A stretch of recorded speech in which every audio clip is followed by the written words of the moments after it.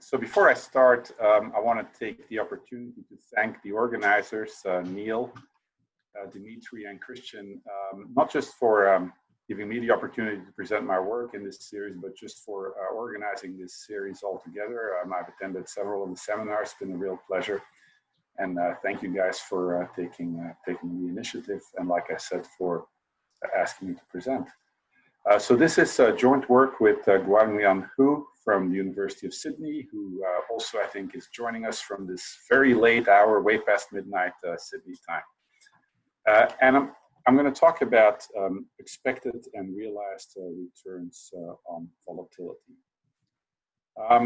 This is a very straightforward paper, I think, a very straightforward exercise, at least, that we're doing.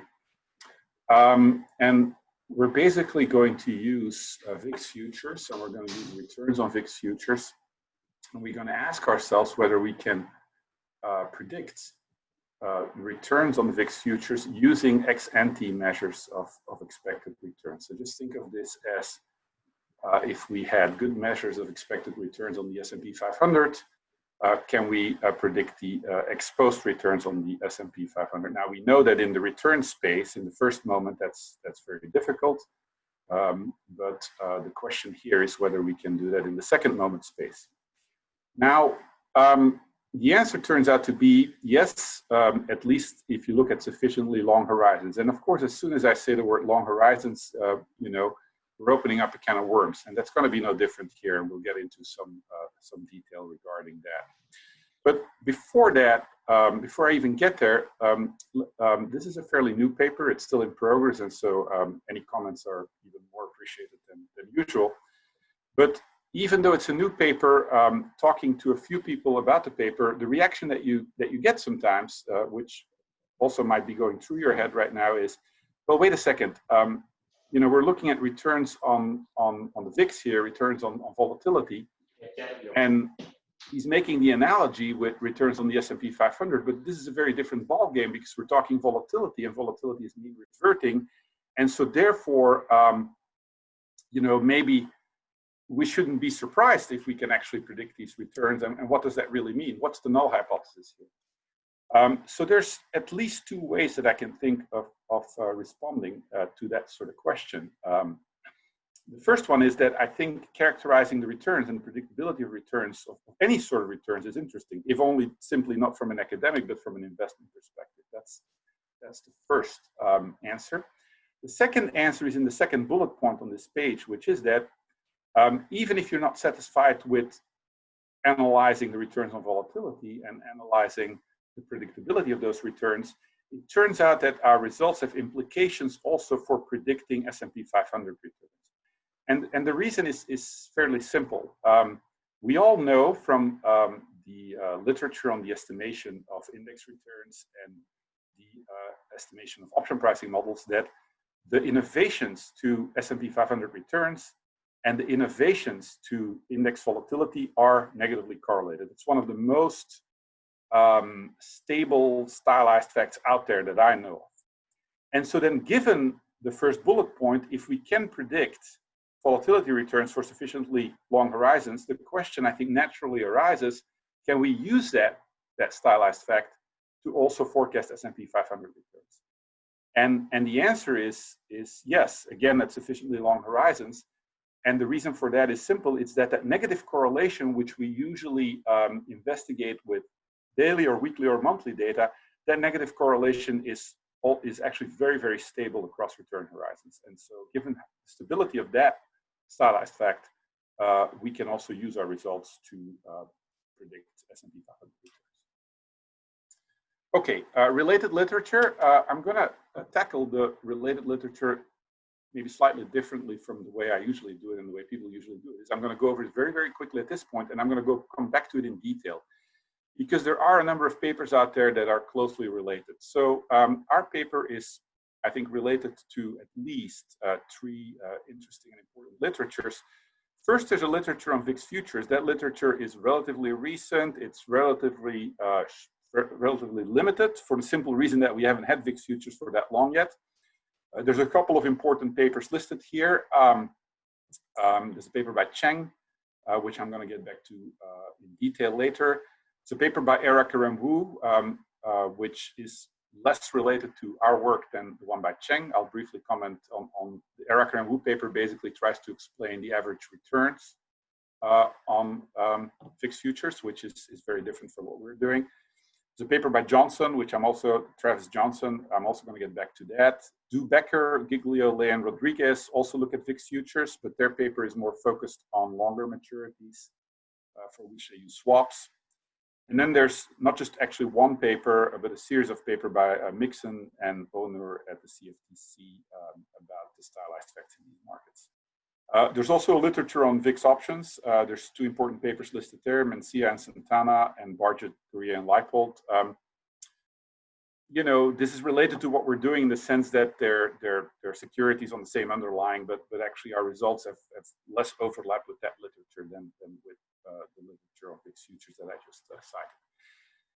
And then, because of course I mentioned that we're also going to talk about forecasting S&P 500 returns, there's of course an enormous literature there. And now I choose to just list one paper there for two reasons. Number one, it's an important paper that people have been writing about and replicating a lot, but also more importantly, that's the paper in that literature that's most closely related to what we're doing. And I think it is, I believe it is closely related. I'm going to tell you later why. Okay, so basically I just want to just give you a brief overview of that literature so that you know where we are and where we're operating, but I'm going to come back to these papers hopefully in more detail later. All right, institutional background. In the present company, I think I can go pretty fast here. 1993, you know, CBOE started out with the VXO. Then in 2003, the VIX came around, replacing the VXO. But remember that the VIX then is available not in 2003, but from 1990 on. So we're going to use the time series of the VIX starting in 1990 later in the data. And then besides the VIX time series, we're also going to use the VIX futures data. Those start in March of 2004. Markets sort of slowly starting out. Initially, 4 contracts trading every day. In October 2006, from then on, for the most part, you get about 9 contracts every day. And then in 2015, suddenly you get a whole bunch of new weekly contracts. We don't use those. So we just basically stick to monthly data of with either 9 or 4 contracts. 2004, starting in 2004, ending in 2019. In terms of structural breaks in that market, we don't pay any attention to them. We've got other things to think about, but that doesn't mean it's not important. In particular, VIX options start trading in February of 2006, and if you look at the data, it's just really hard to escape the conclusion that that really represents a structural break in this market. But we're ignoring that again because we've got so many other things to that we consider higher priority. All right, so our sample is going to be 2004 to 2019 for the futures data. We go back to 1990 for the VIX. For most of you, this picture is, of course, very familiar. The VIX looks like a typical volatility series. Huge peak, of course, at the time of the financial crisis, where it jumps into the low 80s. Now, it is a recent paper, but we did start, I think we wrote down our first draft just about a year ago. That explains the March 2019 end date. It'll, of course, be interesting to incorporate more recent data because, of course, a recent high in the VIX, to the best of my knowledge, is again in the low 80s there. So for what we're after in this paper, recent events are certainly, should be very informative. Okay. Descriptive stats, again, I don't want to talk about it at some length in the paper. I don't want to go into too much detail. I just want to draw your attention to a couple of important things. So first of all, the futures start in 2004, right? But then the VIX starts in 1990. So you sort of want to do a basic sanity check that the properties of the time series are not too different. So now you might think because of the financial crisis that they are, but as you can see here from the first 4 moments, they're actually remarkably similar over those 2 periods. And then the main thing I want to talk about here is in panel B, the VIX futures. And I'm pointing my mouse to that so I think you can see. So what we have here is VIX futures for different maturities, 1 month all the way to 9 months. And we got the first 4 moments. And what I just want to draw your attention to is 2 things. So first, as expected, the standard deviation, right, decreases with the maturity.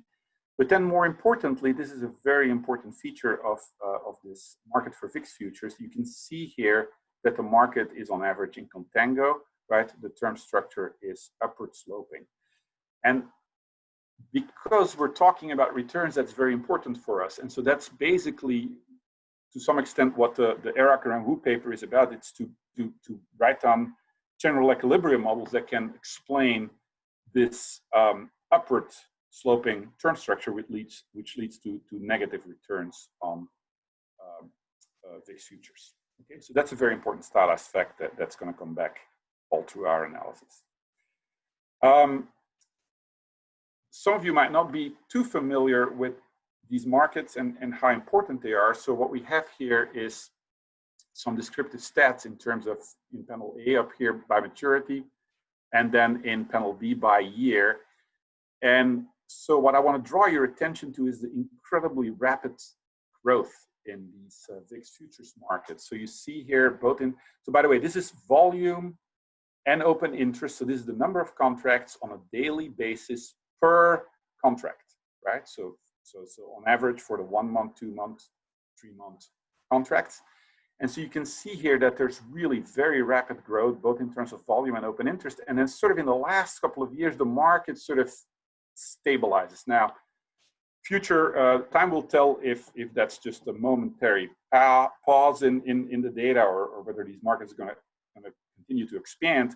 But even if this is sort of the level that we're going to be at, this is an enormous market.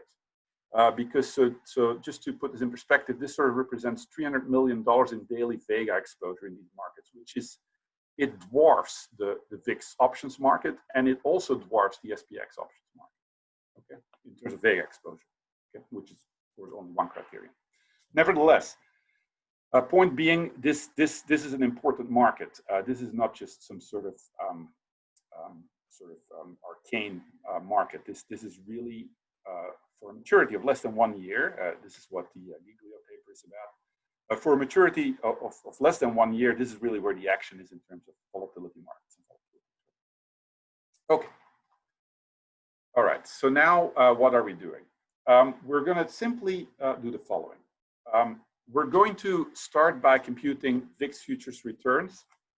And the way we compute those is very standard, totally consistent with the futures literature, okay? So you just have the VIX here with a subscript cap T.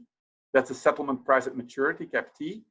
And then I have the futures price here of that contract at time small t, right? And so at this point, I'm not telling you what these particular times are, but it's going to turn out to be, we're going to look at monthly returns, right?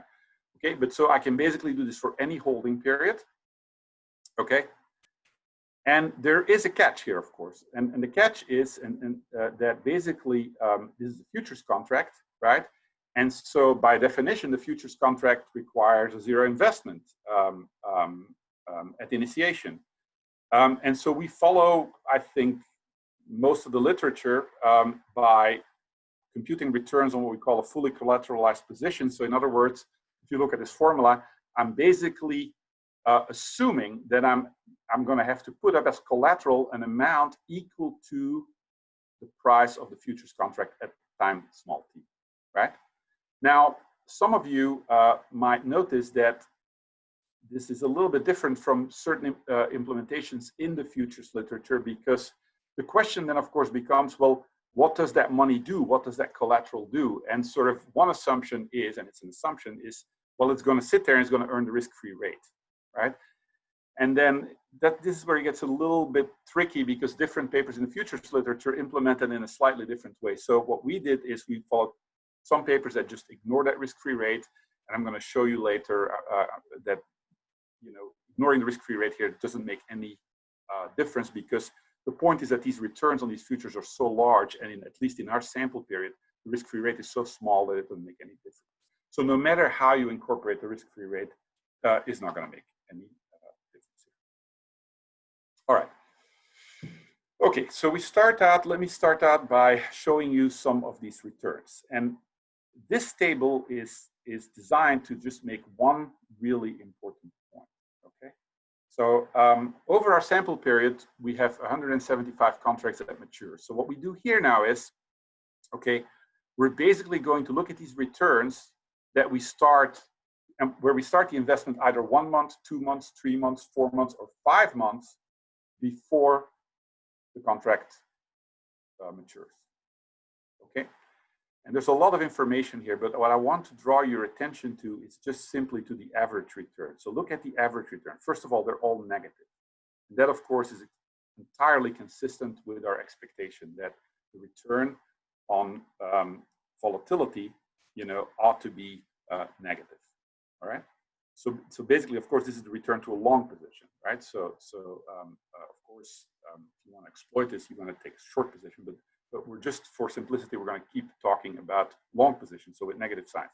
But what I want to draw your attention to is very important is that look at the return here on the 1 month contract. It's minus 4.5% per month. And then if you look at the longer maturities, those returns monotonically go down. So a lot of the action in terms of the return, in terms of the risk premiums, is at the short maturities. That's nothing new. Several of the papers I mentioned earlier have pointed this out. And so this is a fairly robust finding, no matter what the sample period.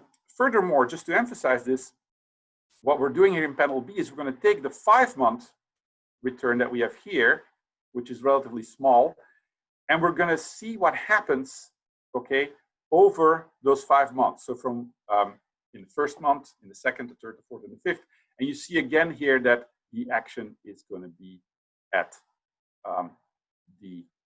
in the last month. So in other words, what's really important here is that, okay, 1 month returns here on these futures contracts are special, and that's why we're going to do our analysis with 1 month returns. So we're just going to focus on where the risk premiums are, and we're going to work with 1 month returns on these futures contracts. Okay. So I think I've said most of what I have on this slide. So it's important that average returns are negative, and they are more negative for short-term maturities. That minus 4.5% per month, by the way, represents a Sharpe ratio of minus 0.708. Just for comparison to other papers in that literature, the Cheng paper and the Eraker and Wu paper, they either list these Sharpe ratios or you can compute them from the descriptive stats that they give you. And so they come out with Sharpe ratios that are minus 0.68 and minus 0.62 respectively. So I think quite similar. All right. Let's take a minute here to look at this picture for these 1 month VIX futures returns. And it's kind of what you would expect, and it's kind of the picture that you already also know when you're familiar with how these returns look like for exposure to S&P 500 options. So if you trade volatility, right, if you go long or short volatility using SPX options, you get a similar picture. And so the picture is that you have monthly returns here, which are on average negative, which are fairly large. They're very often in the minus 10, minus 20% range. And then occasionally there are these positive returns. And these positive returns are sometimes very, very large, right? So some people have referred to this, and so that obviously refers to skewness and the kurtosis of this return distribution. And some people have referred to these type of returns in the context of other markets as picking up nickels in terms of a steamroller, in front of a steamroller, excuse me. You know, that's applicable here too, except that I mean, the steamroller comes through very frequently, right? It's not just once in a blue moon. You have these positive returns on a fairly frequent basis here, all right? Okay.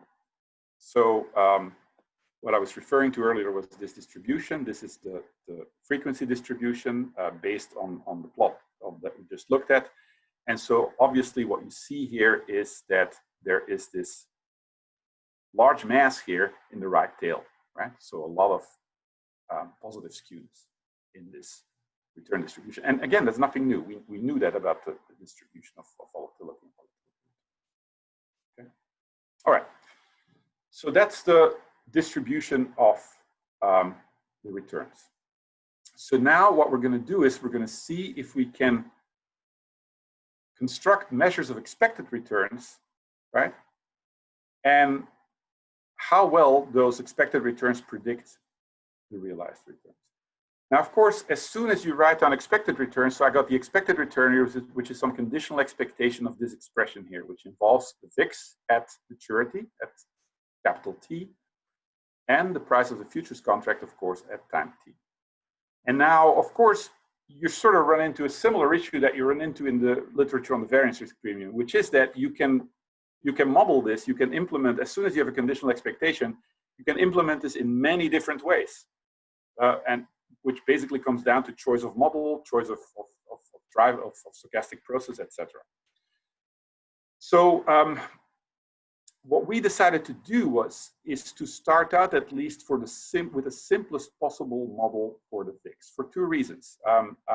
You know, because I'd rather start out with something simple rather than something complicated, but also because I'm also going to want to use my model for the VIX to say something about this futures price here, which you will see in a second. So what is the simplest possible model that you could write down? Well, it would look something like this. It would be a one-factor model.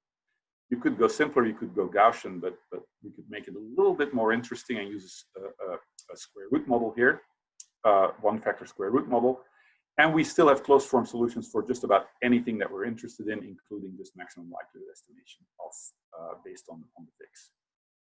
Okay, so this here is my VIX process under the physical measure, right? And so if you haven't worked in this literature, some people have a little bit of intuitive trouble with this because they say, well, isn't the VIX a risk neutral entity to start with?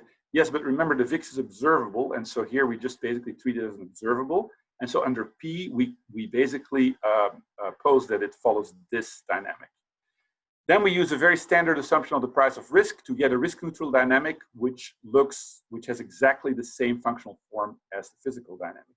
And so the notation here is maybe a little bit tricky because, as you know, when you do this sort of mapping, your kappa, right, your mean reversion, and your theta, your long run mean, those are going to be different under Q or P, but of course the sigma here is going to be the same. So sigma Q is equal to sigma, but then here, the kappa and the theta are going to be different from the physical kappa and theta, and the difference is this price of risk lambda. That's what drives the difference. So that price of risk lambda is going to be critical. Okay.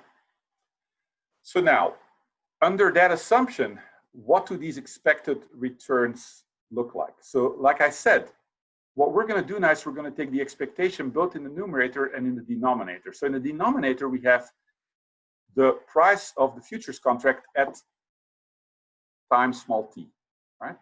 That's right now. And so you might say, well, why don't you just take the futures price? You can observe it. That's correct. We're going to do that later. For now, our first approach is going to be slightly different. We're actually going to use the model, right, to write down the model implied fair value of that futures price. So that would be the risk neutral expectation of the value of the VIX at maturity cap T. And so given that we chose a very simple one-factor square root model, we have that in closed form. We can also find the P expectation of the numerator in closed form, and that means that your expected return is simply going to look as follows, right? So you can see here that the numerator and the denominator basically have exactly the same form, except one is in terms of the P parameters and the other one is in terms of the Q parameters. This is the main reason that I like using this very simple model. Okay, so let me sort of give you the motivation, which is twofold. Number one, by using this model, which gives you the same dynamic under the physical and under the risk neutral measure, right? You can see that what goes on in the numerator and the denominator, actually you get exactly the same expression just with other parameters. So it really emphasizes the role that these different parameters play. And then second, by using the same model, right, you also sort of limit your degrees of freedom in terms of data mining, right? Because the real danger is that, you know, I got an expectation here, I got an expectation there. And if I try enough models here and enough models there, eventually I might find a combination that tells me something, but I'd rather tie my hands as much as possible. And so the way I'm tying my hands here is by sort of writing down this explicit model where I can compute the physical and the risk neutral expectation, and I get a very similar expression. Okay, so now let me sort of give you the intuition for what I think is going to go on here. So you can clearly see that this expected return is driven by a number of things and by these parameters. Now remember that your theta and your kappa are going to be different under the physical and the risk neutral measure. So notice what happens as a function of changes over time. So to some extent, there's some sort of average difference between these two. But then remember that the state variable here is going to be the VIX itself, right? So by design in this model, right, the driver of the uncertainty is the VIX itself. And so you can clearly see here that the difference in the kappas, right, works together with the state variable, the value of the VIX at time t, in order to drive a wedge in terms of these expected returns, right? So expected returns change as a function of the state variable, which is the VIX, and it is the wedge between those two kappas that basically, right, scales that up and down, that variation in the VIX over time up and down, all right? Okay. Or I should put it the other way, maybe. It is basically the VIX, which changes over time, which scales the difference between the kappas over time. That's probably a better way of putting it. All right. So what's really important here is, I think, the intuition here is that the difference in risk neutral and physical mean reversion plays a really crucial role here in these expected returns. Okay. Now, some of you, when I say it like that, when I emphasize the importance of the VIX itself, right, the level of the volatility, and the importance of the difference between these two kappas, some of you might have some alarm lights going off. Okay. And the reason would be that the third bullet point here on this next slide. The Cheng paper, very nice paper by Inghao Cheng in the Review of Financial Studies, sort of the central thesis of that paper is actually that there's something funny going on with the risk premium as risk changes. So as the level of risk changes over time, you would expect that when the level of risk goes up, right, the risk premium goes up. But Cheng shows that that is actually not the case. And the problem in this simple one-factor model that I just showed you, okay, is that in fact, we're building in that mechanism, right? That the total compensation for risk is a direct function of the level of the VIX, which is one of the measures of risk that Ng considers in his paper. So for that reason, as interesting and appealing to me as the one-factor model is, it's important to also look at other models.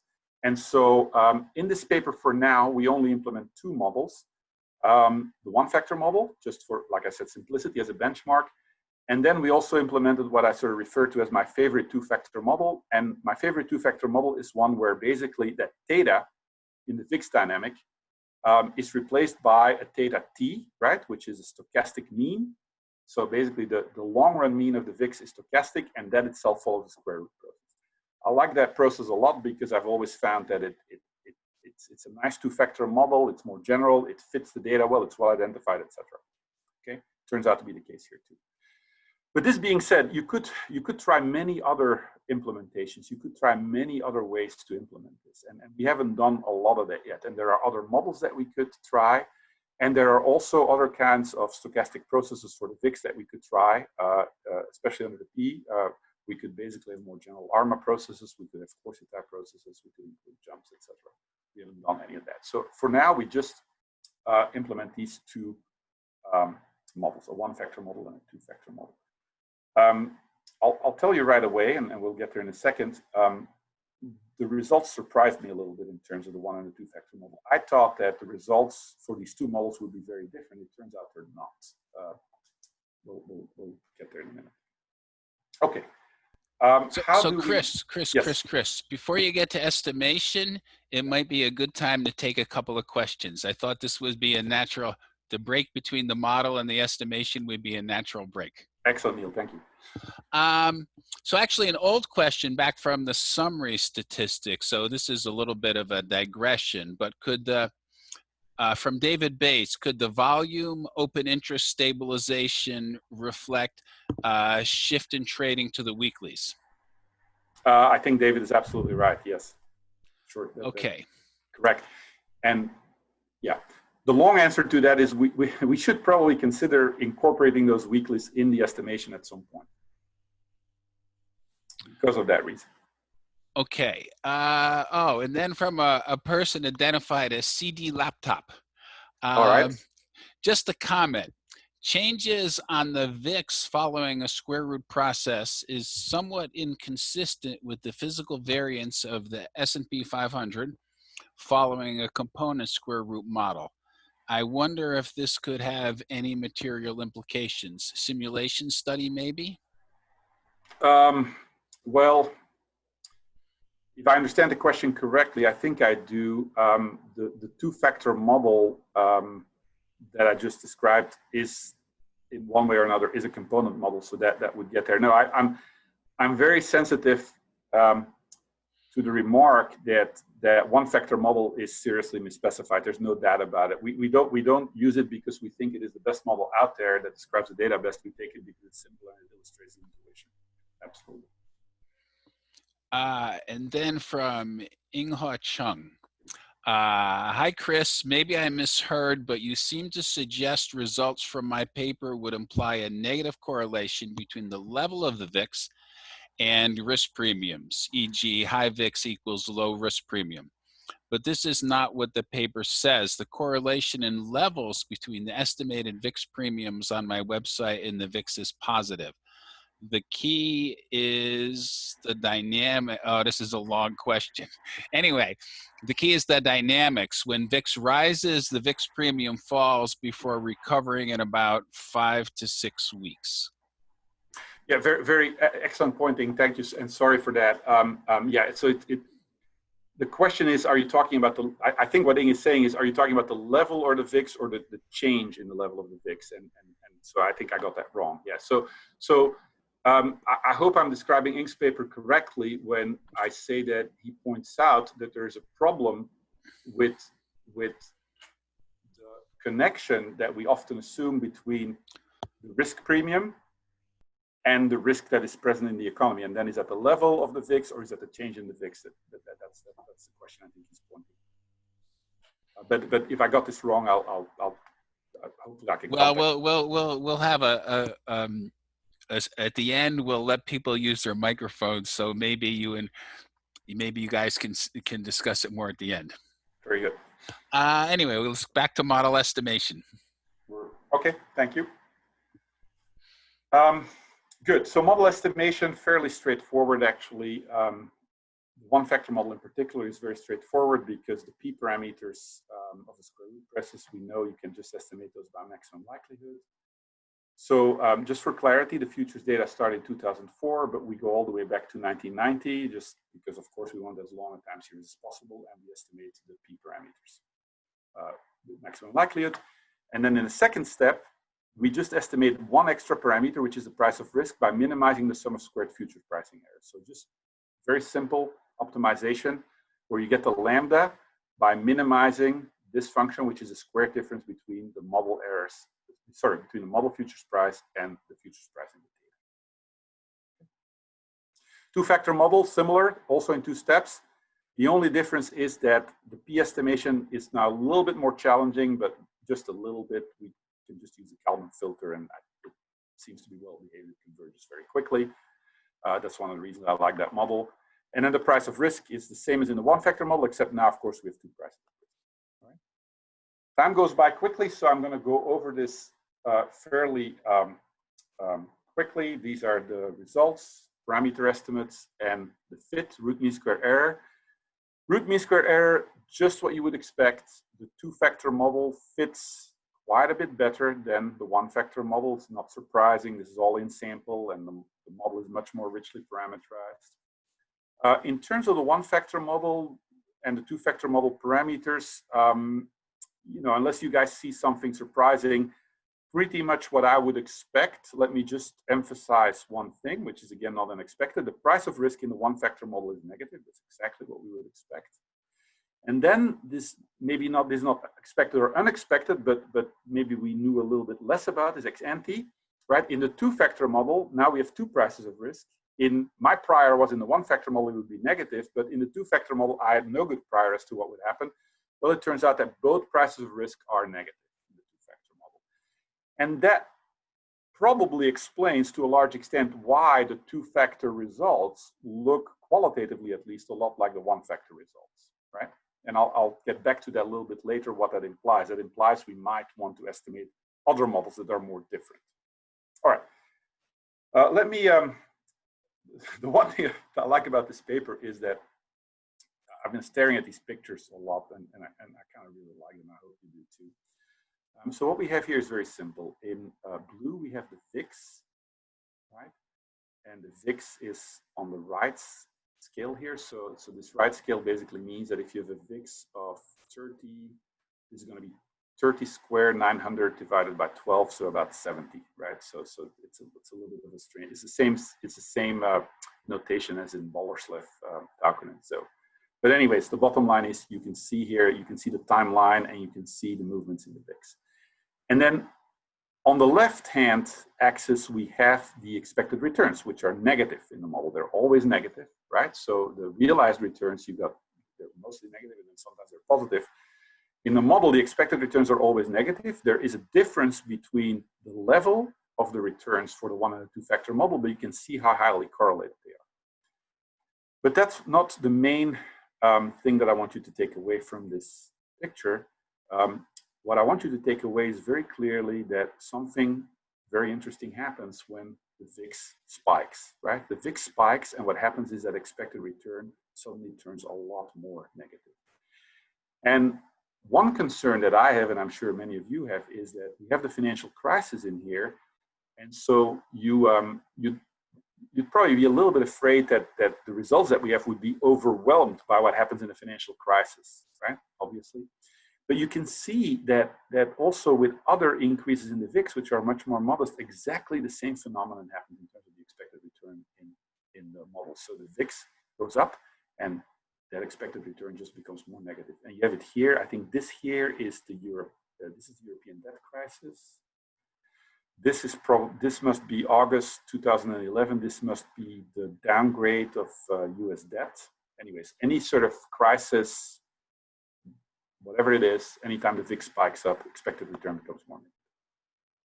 That's exactly, I mean, that's how the model is built, right? That's what the model is designed to do. That doesn't mean necessarily that that's what happens in the data. We'll see that, right? Here, we're estimating a model from the data, but we're constraining it, and we're constraining it to do exactly this, but clearly it's coming out very clearly. So I want you also to remember the other picture I showed you earlier here, which is in panel B, the realized returns, right? So here I have my expected returns from the previous slide, and now here I have my realized returns, which is from many slides ago. The main reason I put this up is for you to take a look at the axis. So look here at the axis, right? We're always in the -4, -5% range on the monthly return, close to the sample average, obviously, right? Whereas for the realized returns, basically, you can see here that they go all the way from almost -40% all the way to 120%. Okay, so to the extent, so now we're going to try to predict these realized returns with these expected returns, but of course we have to realize that the magnitude, the average, sorry, not the average, but the second moment of these series is very, very different. All right, so simple exercise, very similar to what's done in the existing literature on forecasting S&P 500 returns. I'm going to put the realized return on the left-hand side. I'm going to have a predictor, which in this case now is an expected return, right? And I'm going to try to predict this realized return for different horizons. So H represents the horizon. It can be 1 month, 3 months, 6 months, all the way to 60 months. All right. Okay. Now, the results I'm going to show you, the benchmark results, are where we use the entire sample. and before I get any questions about this, I agree with you that this is probably not the right exercise, because remember, we've estimated the parameters of the model using the entire sample. So when we forecast now, we're not really out of sample. We basically have a look ahead bias, but I'm going to show you the recursive exercise later, and the results are qualitatively similar. They're of course less strong. I'm not doing this to show you strong results. If anything, you'll see the results are a little bit strange in the sense that they're hard to grasp in some sense. I'm just doing it because it's the simplest exercise you can do, right?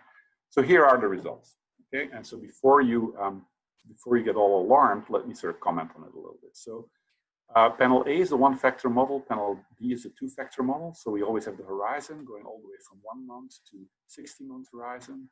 We got the slope.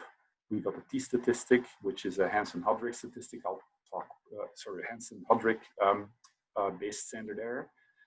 And then we have the adjusted R-square.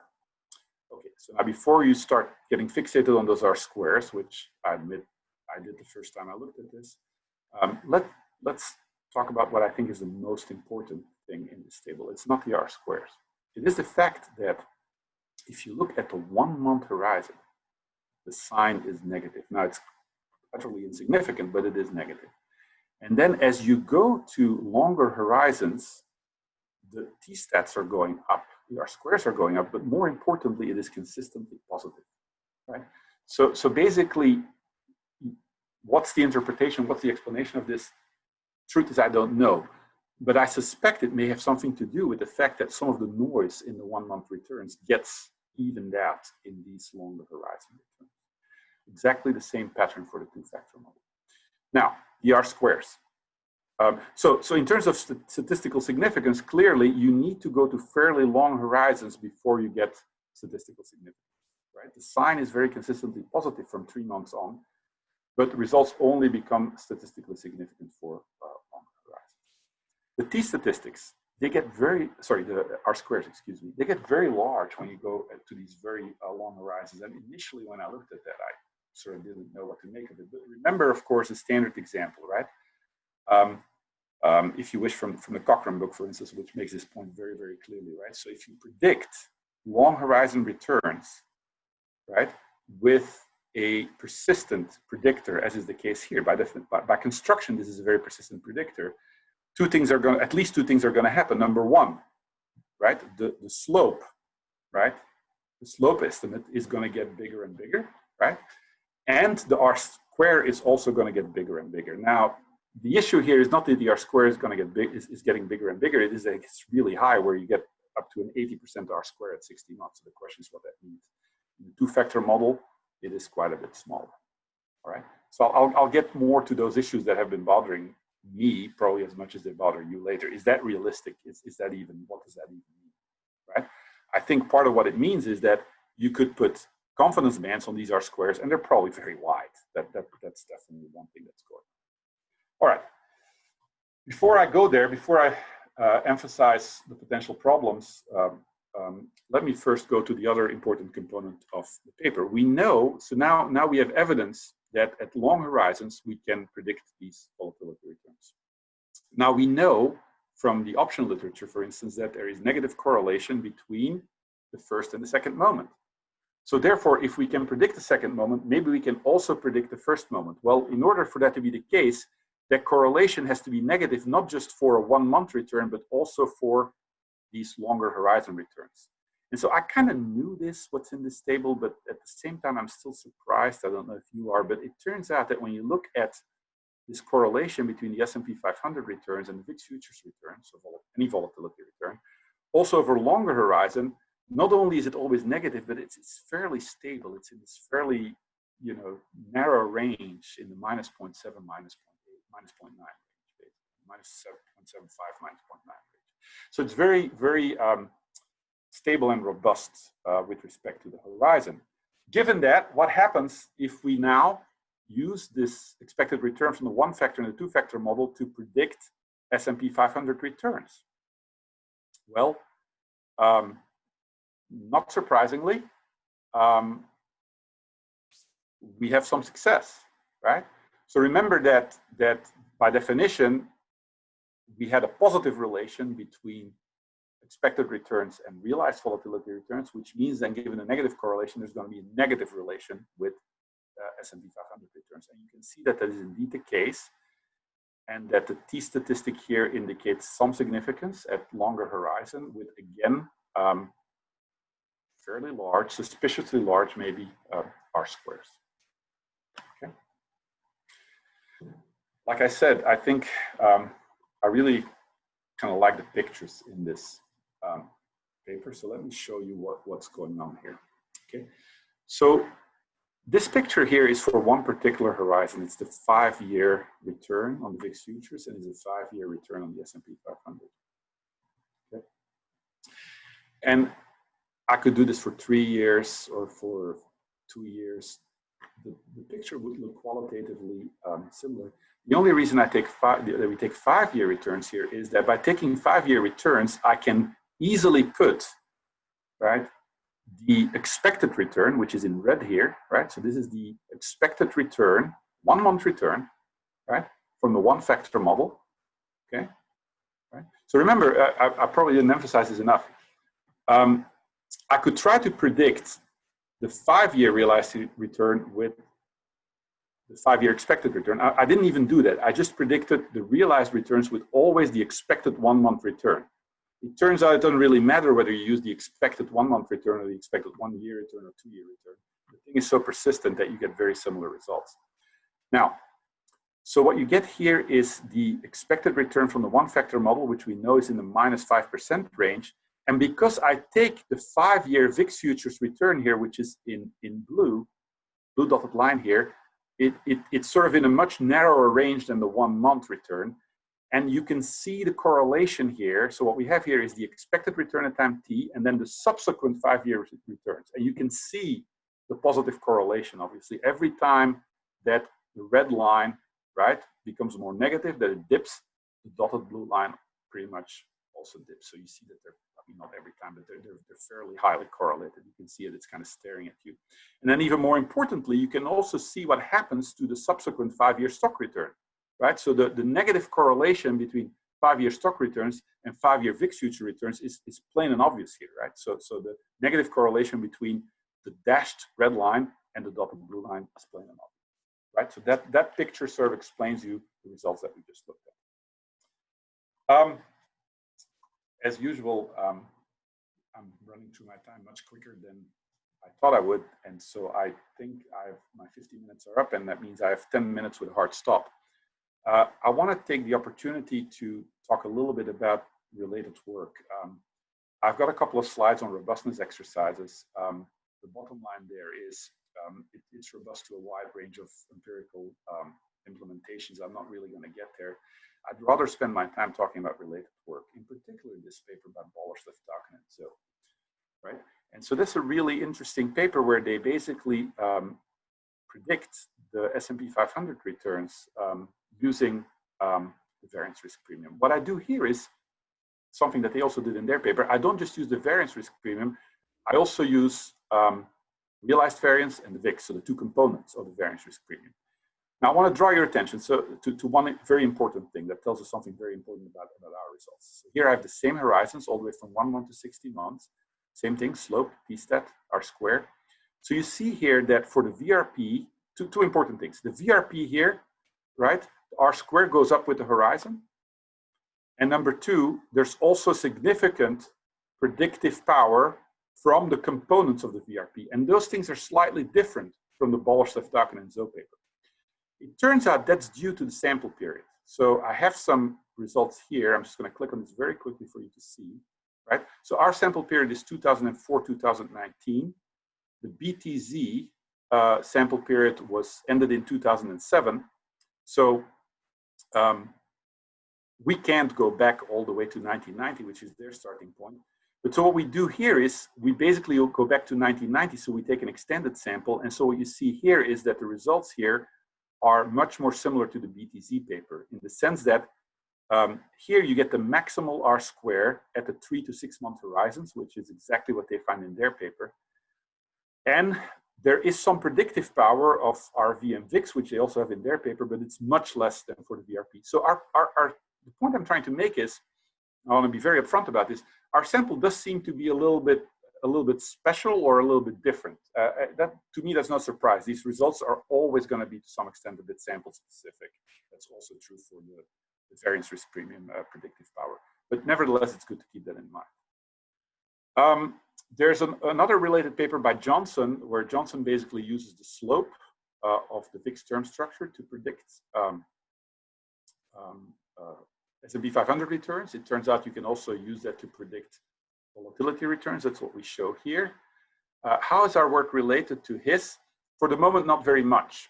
However, I think if we start estimating other models with multi-factor models where we let the data choose the volatility factors, then if we put in enough factors, and I think all we're going to need is 2 or 3, slope will probably be one of those factors. So that's, I think, the relation with Travis's paper. Right? And then we have the relation with Ng's paper, which Ng's focus is a little bit different. He looks at the VIX premium and the difference between the P and Q expectations of the future VIX. So in that sense, it's very similar to what we're doing, but his focus is basically more on how that premium changes as a function of the level of risk. Also, where our papers differ a little bit, I think, is in that we look at these longer horizons, whereas he is more focused on shorter horizons. All right. So let me quickly show you what the relation is between our paper and these papers, just by looking at the correlations. So I just have correlations here for the one-factor model. It's very similar. So one-factor model is, this OF. It's very similar for the two-factor model. So the expected return in the one-factor model is negatively related to RV, VIX, as well as VRP.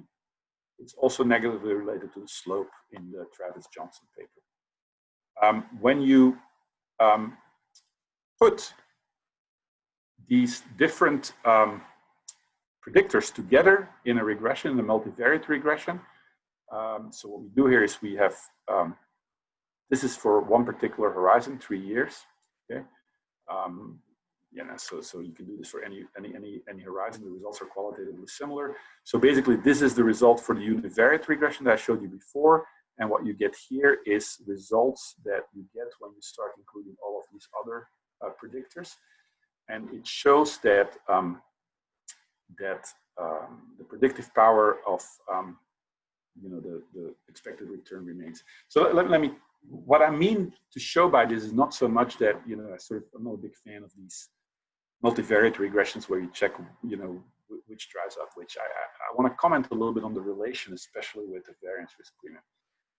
Clearly, by design, the way we set up the expected return, it is related to the VIX, right? The VIX, the time variation in the VIX drives the time variation in the expected return.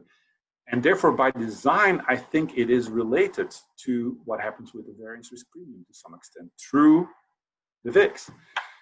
So the way I think about this is that the expected return sort of tries to pick several different signals in terms of the state variables in the economy at that point and sort of combines them in this expected return measure. And so to some extent, it is going to be correlated with things like realized variance VIX, VRP, etc. That's no statement about which is the best predictor.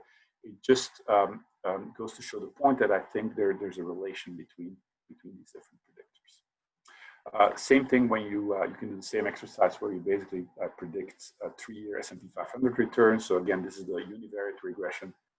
And in the multivariate regression, you can see that there's some relation between these variables, but that the expected return retains some predictive power. I have very little time left. What do I want to emphasize? I'm going to skip this. This is not a very well fleshed out part of the paper at this point. Obviously, you can use this for all kinds of trading strategies. We have a very simple one, the simplest that you can think of. So instead of going long volatility all the time, you go long volatility only if the expected return is below the sample mean, right? And so what you see is that you get a slightly higher or lower, in this case, a Sharpe ratio for the long position. Let me talk about one thing which is important, which is a recursive exercise, because you might suspect at this point, well, he's only talking about an exercise which is essentially an in-sample exercise, right? So in the implementation that I've shown you, we're predicting using parameters estimates that we've estimated from the entire sample. That's of course not kosher, right? Okay. Now, why did we do it that way? Well, first of all, two reasons. One, self-serving. Two reasons. One of them, it's easy and it's clean just to do one exercise. But second, more importantly, recursive implementation is very challenging here because of the short sample, right? We only have the futures data from 2004 to 2019. Now we have the VIX data from 1990, so for the P parameters, there's no problem. But the Q parameters, the prices of risk, that's a problem because basically, instead of estimating that using the whole sample, if you do it recursively, essentially the first month you start out with 1 month of data. So not surprisingly, you might think that there might be some sort of imprecision in the estimates there. With that being said, let me show you what you get. So what we have here is a recursive exercise, right? So in the first month, we only use the first month of futures data. Then in the second month, we use those 2 months, et cetera, et cetera. We keep on adding to the sample. And what you have here is the same kind of table that we saw before. So you have the horizon from 1 to 60 months. You have the slope, you have the t statistic, and you have the R squares, right? This is basically using the model implied risk neutral expectation in panel B. This is something that I haven't really talked about. This is an exercise where I sort of skipped that, where instead of using the model implied risk neutral expectation that we had, remember, in the denominator, right, the Q expectation, we use the futures price itself, right? So there, in that case, you don't have to estimate the Q parameters. You don't have to estimate the price of risk. You just take the futures data. Okay? Bottom line, lower R squares overall compared to the in-sample exercise, right? So the R squares here are, they sort of peak here at about 37% and here at 22%. Also importantly, different patterns as a function of the horizon. So whereas previously the R squares kept on rising with the horizon, here your R squares peak at about 24 to 36 months. Here they peak at 36 months. Okay, all right. If you, so what I'm reporting here, by the way, is the average of the slope estimates, the average of the t statistics, and the average of the R squares, because we do this exercise recursively many times every month. Okay. If you look at the time series of the R squares, you can clearly see that in line with expectations, we struggle at the start of the sample. So initially we don't do well because we have trouble estimating the Q expectation accurately, at least here in panel A. In panel B, that's not the case, again, according to your prior. So I don't know about you, I like the results of this recursive exercise better in the sense that I'm a little bit worried about those very high R squares. I'm a little bit worried about the pattern where those R squares just keep increasing with the horizon. So in some sense, maybe this looks more reasonable. All right, I am rapidly running out of time, I believe. I am. Recursive exercise can also be done with forecasting not the volatility returns, but the S&P 500 returns. Again, I was going to say R squares go down. They go down, but not by as much, actually. That's another interesting difference, that when you go to the recursive exercise for forecasting the S&P 500 returns, the difference between the in-sample and the recursive exercise in terms of R squares, at least, is not that enormous. I still don't know how to explain that. There's a whole bunch. So I just want to take a minute, hopefully, to comment on this. I sort of sidestepped a whole bunch of very problematic issues. What can go wrong when you run these kind of predictive regressions? Well, we all know this literature is very well established. It's been around for a while. I didn't sidestep it, but I just sort of assume that everybody knows about some of these issues, and you always have to keep it in the back of your mind. One thing, of course, is standby critique, right? So we did two things about that. I'm not so worried about standby critique. So standby proposes a correction in equation 18 of this paper. We did that. It has a very small effect. I really like sort of the Cochran-Piazzesi suggestion to deal with the standby critique. So the standby critique is the correlation between the error in the forecasting regression and the error in the AR1, right? So, well, if that's your problem, Cochran and Piazzesi say, well, just lag the predictor by one period. In our case, you know what's going to happen. It's very persistent, so it's not going to do anything. It doesn't do anything, right? So I'm not worried about the standby critique. I'm worried about a lot of other things. this is, we're smacking the literature here on predicting long horizon returns. We know the problems. This literature is very extensive. A lot of people have done a lot of great work on this. So on the left-hand side, we have a problem. We have these overlapping returns. So you've got to be very careful how you compute significance. We have another problem potentially, which is that our predictor is persistent, right? So we have a persistent predictor, and we have some persistence in the long horizon returns. Now, to top things off, there's another issue which in most of this literature you don't have, which is that our predictor is not an observable variable, it's a model outcome. So there's another problem there, which is that it's a classical errors in variables problem. There's also a good side to it, which is that the predictor is at least by construction not I1, so you don't have that problem.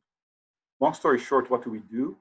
We try to be as conservative as possible in reporting the standard error. So the only thing I think you can do in this kind of context is run every possible computation of the standard errors.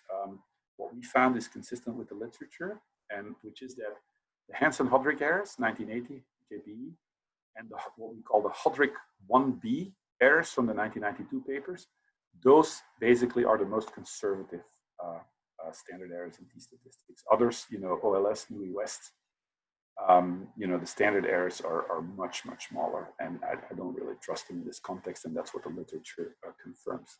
We also constructed the wild bootstrap, as in Neely et al., and that rejects the null of no predictability. So I'm very eager to hear your suggestions. If there's other things we should do here, I think it is what it is in this literature, and we're trying to do what we can, I think, at this point, unless I'm missing something. Conclusion, we can predict realized volatility returns using expected returns from very simple models. Because of the negative correlation between realized returns on the S&P and realized returns on volatility, we can also predict S&P 500 returns. The one thing I really come away with from doing this paper, and it's sort of a first for me in this literature, in this prediction literature, is that there's really, we talk a lot about the pitfalls of multi-period returns, and those are certainly real, right? Assessing statistical significance is difficult, but there's also opportunities in multi-period returns. So BTZ, if you look at their results, clearly similar to us, at 1 month there's not much, but then when you go to a bit longer horizons, there is some predictability. And the way they explain it in their paper is it's about different economic information at different frequencies, and that's definitely a valid explanation. It could also be a story of noise. Future work, we can definitely consider more alternative models, but I really feel I've used up all my time and more, and we can talk more about that later with people who are interested. Thank you. All right, thanks, Kris. At this point, if anyone has any questions, I guess you're welcome to type them in the chat if you want to, but I also encourage you to unmute yourself and just ask them using your microphone. Okay. David Bates here. David. Hi. One suggestion in terms of your concerns about your, say, 60-month returns. You have a structure in which you could look at the holding period returns on a monthly basis from, say, 5-year VIX futures. So you might try monthly holding returns of longer dated futures rather than holding to maturity, which is, I think, what you're doing. Right. So you're saying to use the, I see. Yeah, I got you. Thank you, David. Yeah, we don't do that. That's correct. So not just, yeah, so look at the holding period returns. Yeah, thank you. You don't have that in the paper right now. Hi, Kris, this is Ing. It's good to see you. I think this is actually a really interesting paper. And I strongly encourage everyone to kind of look at this really interesting and important market. My question was really about the short horizon predictability, or at least the lack thereof, I think, from your measure. We know that there's actually short run, or at least I think there is short run predictability in VIX futures markets from my paper. In particular, the positive expected returns actually predict positive VIX futures returns, both in 2008 and actually in March 2020, which is completely out of sample. And your model doesn't generate this, right? And that seems to be like a very important feature of the data. What do you like? How do we think about that? This is, sorry, I don't see it, but this is Ing, right? Oh yeah, this is Ing. Sorry. Yeah, sorry, I didn't hear the beginning. Yeah, thank you, Ing, for that remark. Ing, actually, let me. Yeah, so in your paper, so Ing's paper is, like I said, the main focus is on the risk premium as a function of evolving risk, but he also has some interesting regressions in there where I think what he shows in those regressions is actually consistent with what we have, which is that those measures of expected returns predict indeed realized returns. So Ing, correct me if I'm wrong, but so your horizon is up to 6 months or 8 months or something like that? No, I actually predict like non-overlapping monthly, weekly, and daily returns. So I never look at anything longer than like 1 month. 1 month. Okay. 1 month return. Okay. Basically, kind of course, the key fact in this market in my mind is that the expected return is negative most of the time, which is consistent with the fact that the exposed return is negative most of the time. But there are important, predictable short-term windows where the conditional expected return becomes positive. And those periods, in fact, do predict positive ex-post returns, like in fall of 2008, like we saw in March 2020 just now. And what seems to be missing from the one-factor model is that kind of height, almost kind of the short-run predictability of the market, and that puzzle, right? It's like at the end of February, this past February, like the VIX was already starting to go up, but you saw premiums kind of essentially, or expected returns go positive in VIX futures, and then lo and behold, ex-post returns were in fact positive. And that seems to be a systematic feature of the VIX futures market, that there's this kind of short-run mispricing, I think, that happens, even though the long-run returns are kind of correctly, negative. Does that make sense? That totally, that's what I think I see in our data. And so that's what I was going to say. To that extent, I think our results are very consistent with your interpretation. So I could be wrong, but I think the way that shows up in the regressions that I showed you, Ing, is that well, first of all, we only get statistical significance when you go to sufficiently long horizons. But if you just look at the sign on the slope coefficient, I think that really confirms your story, which is that we find a negative sign at the 1 month horizon, statistically insignificant, but negative. And then it flips when you get to the 3 month, and then it stays positive all along. And I think that is consistent with what you just said, this temporary, quote unquote, mispricing, or this temporary negative sign. I think those are one and the same thing. Okay. Right.